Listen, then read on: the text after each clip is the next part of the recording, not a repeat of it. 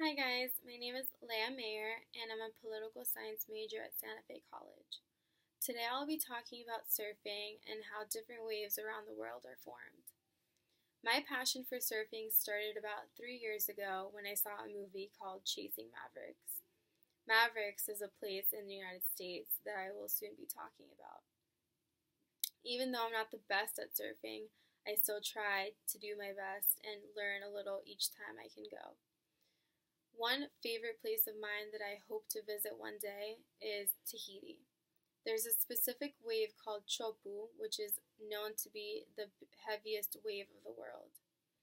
Because Chopu has such a unique topography, and because it has such a massive size and wavelength in comparison to the steepness meaning the face of the wave, which varies about 40 to 60 feet, that is why this wave specifically defies anything we know about physics.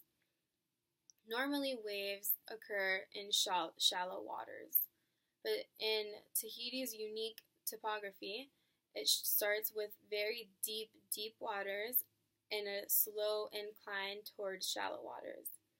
So, as soon as the shallow and the deep meet, that is when the heavy wave starts to form and crash. This wave is very unique to surfers because they can only find such a intense and heavy wave in Tahiti during special times of the year, specifically in winter, which for them would be September to April. Another wave that I would like to talk about is Pipeline, and specifically called Banzai Pipeline in Oahu.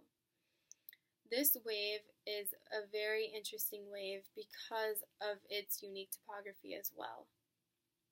This wave is formed on shallow waters, but it has very sharp coral reef, and that is what gives it such a unique shape. Banzai Pipeline is known for its barrels or tubes. That is a unique form of a wave that encircles itself. So as you ride it on the inside, all you can see is the little hole of the outside.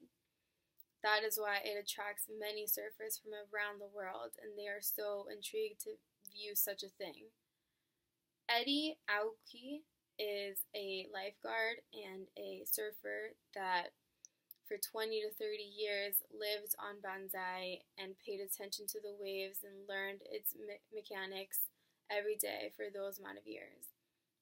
Sadly, he lost his life, but according to Sean Collins from Surfline, he said that Aoki was always paying attention to the waves, but he respected how Mother Nature formed these waves and how beautiful, even though it was scary to ride, how beautiful it was to experience something to that extent.